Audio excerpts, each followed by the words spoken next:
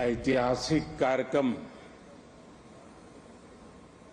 इस पर पूरे देश की दृष्टि है।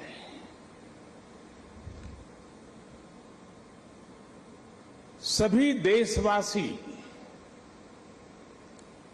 इस समय इस कार्यक्रम से जुड़े हुए हैं। मैं इस ऐतिहासिक क्षण के साक्षी बन रहे सभी देशवासियों का हृदय से स्वागत करता हूं, अभिनंदन करता हूं। इस ऐतिहासिक क्षण में मेरे साथ मंत्रिमंडल के मेरे साथी श्री हरदीप पुरी जी, किशन रेड्डी जी, अर्जुन राम मेघवाल जी, मीनाक्षी लेखी जी, कौशल किशोर जी आज मेरे साथ मंच पर उपस्थित हैं। देश के अनेक गणमान्य अतिथिगण वे भी आज यहां उपस्थित है। साथियों, आजादी के अमृत महोत्सव में देश को आज एक नई प्रेरणा मिली है, नई ऊर्जा मिली है। आज हम गुजरे हुए कल को छोड़कर आने वाले कल की तस्वीर में नए रंग भर रहे हैं। आज जो हर तरफ ये नई आभा दिख रही है, वो नए भारत के आत्मविश्वास की आभा है। गुलामी का प्रतीक किंग्स वे यानी राजपथ आज से इतिहास की बात हो गया है, हमेशा के लिए मिट गया है। आज कर्तव्य पथ के रूप में नए इतिहास का सृजन हुआ है। मैं सभी देशवासियों को आजादी के इस अमृत काल में गुलामी की एक और पहचान से मुक्ति के लिए बहुत बहुत बधाई देता हूं। साथियों, आज इंडिया गेट के समीप हमारे राष्ट्र नायक नेताजी सुभाष चंद्र बोस की विशाल प्रतिमा भी, मूर्ति भी स्थापित हुई है। गुलामी के समय यहां ब्रिटिश राज सत्ता के प्रतिनिधि की प्रतिमा लगी हुई थी। आज देश ने उसी स्थान पर नेताजी की मूर्ति की स्थापना करके आधुनिक और सशक्त भारत की प्राण प्रतिष्ठा भी कर दी है।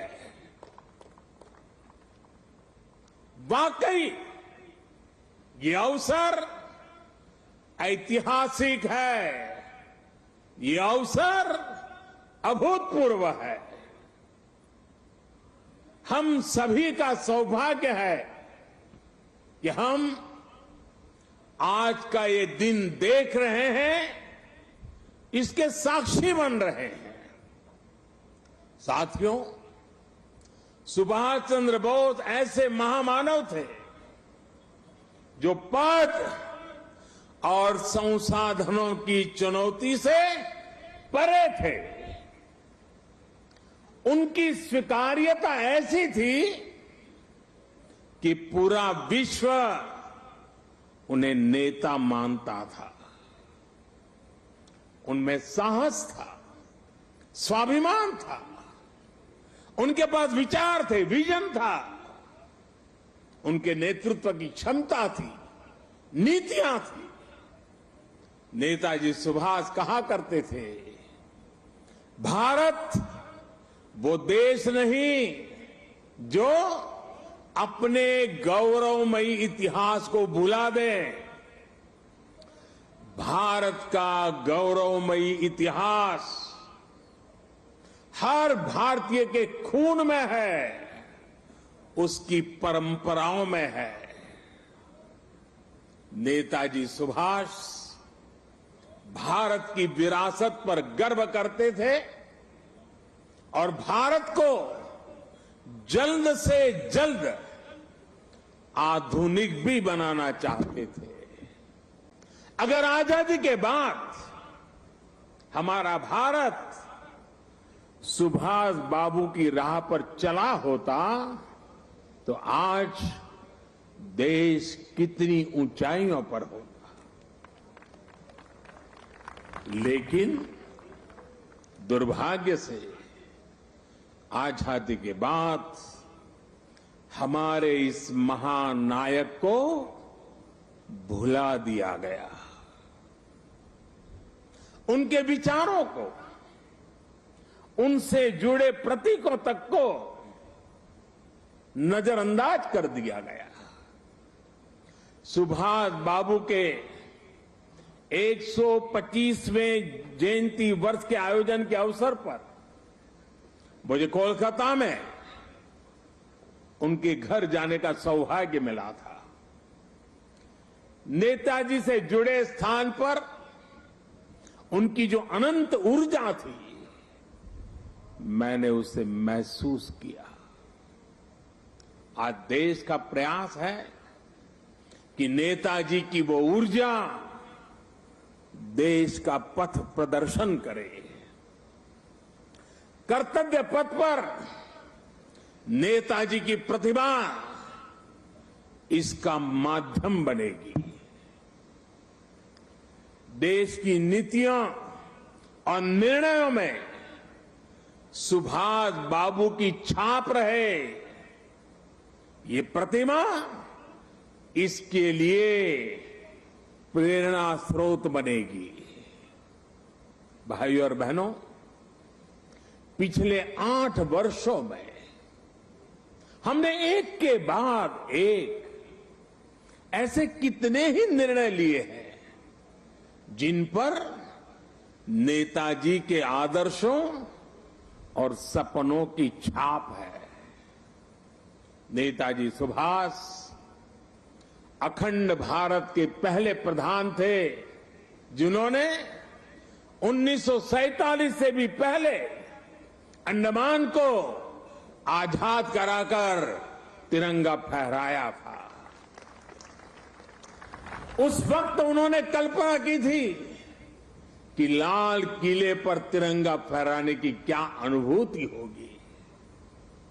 इस अनुभूति का साक्षात्कार मैंने स्वयं किया जब मुझे आजाद हिंद सरकार के 75 वर्ष होने पर लाल किले पर तिरंगा फहराने का सौभाग्य मिला।